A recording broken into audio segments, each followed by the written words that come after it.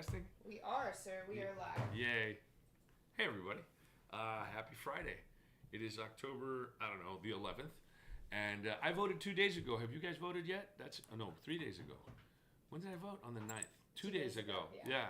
It's been a long election season already, folks. And we're lucky because in Arizona, we've got 27 days of early voting. You can vote in person like I did. A lot of people will be getting their ballots in the mail today because they mailed out 2 days ago and tomorrow. So make sure you get those back in as quickly as possible. Thanks for joining us for Fridays with Fontes. I forgot to do. We need to do an intro. Do we have with like intro music? We don't, but we should. Right? We have them when we pre-record. We have intro music, but not for the lives. I know, which means the lives are a little less.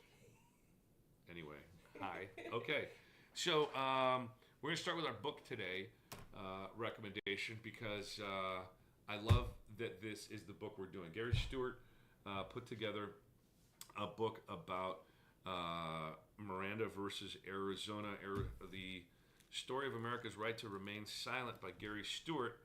And Miranda is actually one of the single most significant cases to come out of the United States Supreme Court. And it is a case that originated right here in the state of Arizona. And it is the question as to whether or not criminal defendants or people who are under investigation have the right to remain silent and have the right to be notified of the right to remain silent. You have the right to remain silent. Anything you can say can be used against you, so on and so forth. Gary Stewart put this book together. It's a great read, again, from the University of Arizona Press. Go out and find this one. Learn about the story of America's right to remain silent. Super interesting. And if you also want to do a little follow-up, there was a case not too many years ago, gosh, I can't remember what the name of it was, that spoke directly to Miranda. And we'll answer that question later about that one. And so let's talk real quick back about early voting again. It started on October 9th. It ends November 1st. And then emergency voting goes through the weekend immediately prior to election day. So if you've got some reason, something's popped up, you got to vote in person, just go down and vote in person. You're going to be good to go. You can vote in person or by mail, like I indicated a little while ago. All of the ballots were mailed out on October the 9th. They should be showing up in your mailboxes today, tomorrow, over the next couple of days. And if you've got any questions, you can go to Arizona.vote. That's Arizona.vote for more information. You can find voting locations near you. You can take your ballot and drop it off at any time at any of those voting locations. If for whatever reason you don't want to send it through the U.S. Postal Service, just take it in person. They will have drop boxes there in the polling locations, in the early vote centers for you. And remember this, you do not have to stand in line if you're just dropping off your ballot by mail. Because some people will stand in line and they'll chit-chat and they'll be there for a couple minutes if there's a long line. You don't have to stand in line if you're just dropping off your ballot. Just go up to the front of the line, drop it off, and off you go. Southwest Book Chat. There's a program that I wanted to chat really briefly about. The Arizona Center for the Book. It's an affiliate of the National Center for the Book in the Library of Congress. They are excited to announce the launch of a new initiative. It's called Southwest Book Chats. And it's a series of recorded discussions featuring authors and librarians and readers and things of this nature. It's going to be available on live streaming from the State of Arizona Research Library YouTube. So under the Department of State, the State of Arizona Library has a YouTube channel, and each episode is going to feature a title selected from the Pima County Public Library's Southwest Books of the Year publication. Pima County Public Library's got a great program down there in the greater Tucson area. They do some awesome work. This program is supported by the Arizona State Library Archives and Public Records, which is a division of the Arizona Secretary of State's office. So Southwest Book Chat is going to be coming, and they're going to be talking about books, talking to authors, talking to librarians, talking to readers, so that we can kind of have that sort of society of literacy that this republic was intended to be moving along. Okay, so let's get to some questions real quick. I know we're doing great on time, And I've got some election questions because everybody's getting their ballots. 9 of our counties have ballots that are 2 physical pages long. So one page and then another page, front and back, some of them. Lots of democracy going on in Arizona, and we're super excited about that. Make sure, by the way, when you do get your ballot in the mail, that you keep your ballot pages together. If you've got multiple voters in your household, figure out a way to organize those. Make sure you get that page 1 and page 2 into that envelope so that all of your selections will be counted. Just a tiny bit of housekeeping there for early voters by mail. And mail them in as quickly as possible, please. Make your selections, get them in, don't procrastinate. It really helps the system move better. Question number 1. How do we know the judges up for re-election are Democrat or Republican? Well, that's really interesting because while these judges are most likely registered voters, they're not on the bench for partisan or partisan policy purposes. They are judges, and the performance that they have is measured by other judges. It's measured by lawyers who have been in front of them, and it's measured by some of the people, the parties who have appeared before them. So this is a combination of qualifiers. Judges are up for retention. Some of them are up for election in various counties in Arizona. The large counties have merit retention. You can find the judicial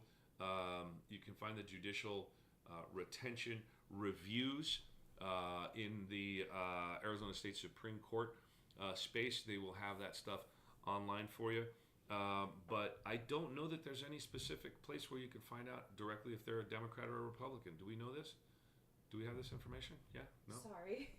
I don't think so. So I couldn't answer that question right off the top. I mean, we know because we have access to the voter registration rolls, and that's generally public information, but I don't think anybody publishes their party affiliation. We just need to know if they're good judges, right? I don't think party affiliation should really matter that much when it comes to whether or not they're making the right decisions. And I will let you know, it is my view that if you're thinking that party affiliation is that big of a deal, I think you're putting a little too much weight on that factor. We pay too much attention to party affiliation, not enough attention to character and performance. Question number 2. Are the new voters from the NVD voter registration error mostly Democrats or Republicans? Okay, first of all, these are not new voters. That number that we're looking at, it's around 218,000.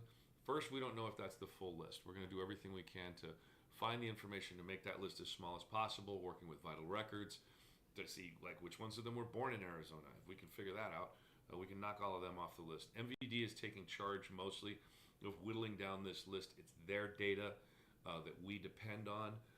Other state agencies also depend on that data. So we're going to do everything we can to help the Motor Vehicle Division figure these things out and get that number down. But they are not new voters. These people got IDs or driver's licenses before 1996. The vast majority of them are in their mid to late 40s, 50s, and 60s.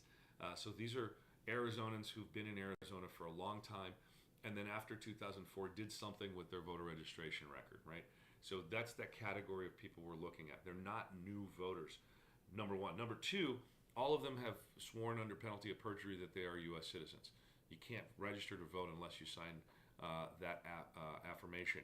And so they would be eligible for federal races no matter what anybody said. But now that the Supreme Court in Arizona said that this pile of voters can vote full state ballots, as they have been doing for decades, we're going to make sure to fix this thing after the election. I mean, that's just the bottom line. We're not in the mood to pile a whole bunch of work onto a bunch of folks that are already overworked at this stage, especially when the rule of law from the Supreme Court is well established already and well accepted by just about everybody. Now, as to your question, are they mostly Democrats or Republicans? Here's the thing. The group is so big that it represents the exact same proportion of Republicans, no party affiliation, and Democrats, that's the top 3, that the greater group of voters that age would, as far as everybody else is concerned. So there's no statistical difference. The bigger chunk of them are Republicans, a slightly smaller chunk are no party affiliated, and then a smaller chunk than that are Democrats, because that's the way the state of Arizona's voter registration is distributed. So because it's such a big number, that's how they work out. So they are, the larger number is Republicans, but I won't say most of them because that would imply the majority, which is not true. But it's in the 35, 36% range, I would say, more or less. But again, it's a fluid list. It's not a solid list right now. They're still trying to wheel it down. So I think that's where we're at. Do we have any online questions? Is that what you guys were going back and forth on right now? Yeah, there's nothing online right now, sir. Nothing online. We got Okay. one No from questions. communications earlier about talking about the publicity pamphlet. A lot of people were receiving the mail. Oh pamphlet. yeah, that big old Bible that we put out with a bunch of stuff. Y'all read every page if you want to. You're not obliged. But the publicity pamphlet is part of the statutory duties of the Office of Secretary of State. We've got to put it out. That's what the rules say. And so this year, because we had so many extra propositions on the ballot and so many arguments for and against those propositions, it was so much bigger, that pamphlet, than usual, that we had to pay something like, what is it, like $1.5 million more for printing and postage to get it out the door.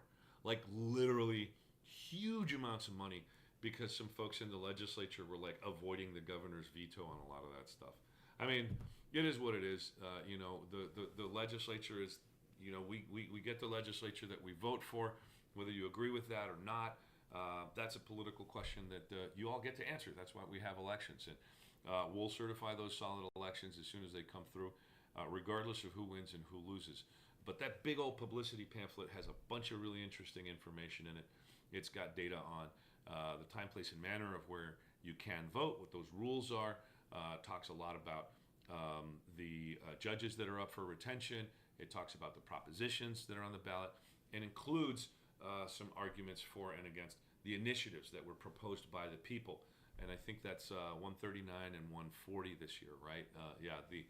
The abortion proposition and the Make Elections Fair, I think, Yes. is what they call it, proposition. That's the open primaries one. So make your voices heard, folks. Make sure the voter registration deadline's passed, so if you're not already registered, you can't register now for this election. But the ballots are going to be hitting your mailboxes. We saw one at the House just this morning, and I already voted on Wednesday, so I'm all good to go. I got my sticker and everything. It was really cool. It's on my water bottle now, so we're all set. Don't forget, if you're somewhere else in the United States of America, you can go to your local Secretary of State for that trusted info for 2024. It's something. It's a campaign out of the National Association of Secretaries of State that we like to help promote here in Arizona, because we all across the United States of America, no matter what party you're with, we want folks to have the right information about your elections and your election administrators. So Trusted Info 2024 is the hashtag. The National Association of Secretaries of State has a lot more information on that. My name is Adrian Fontes. I am Arizona's Secretary of State, coming to you with some hopefully useful information. What are you guys pointing at? Sorry. Yeah, oh, is it technical stuff? They're Yes. distracting me behind the camera over here. I'm trying to wind down, but It's for the 5 C's. You've got to finish the up five. your 5 C's. Oh wait, which ones The are we on? cover. Oh, we're on copper today. Okay, For the last one, are we? Wait a minute. Did we do citrus? you start Last week. We started with citrus. No, last week we did Last citrus, episode and I have we did. right, and I have coffee. That's not one of the 5 C's. What do we got left? Climate. Oh. climate. Yeah. Yeah. That'll be the next one. We got to do climate. This one's copper for today, right? Yes. So this is a challenge coin issued out of my office. Folks that do a great job here and do good work elsewhere. We have. I struck this coin at the early part of my administration, and we've given most of them away, actually. So that's pretty cool. It's a lot of fun. It's got a little picture of the state capitol on the one side with our state motto, Ditat Deus, God enriches, and then a little offset flag with Picacho Peak and one of the 5 C's, cactus. So we've got cactus, copper. We don't have any citrus. Oh, I should have put the 5 C's. Well, they are on here. They're listed. So anyway, Adrian Fontes, Arizona Secretary of State. Have a great Friday. Have a great weekend. Stay safe and watch your kids around water.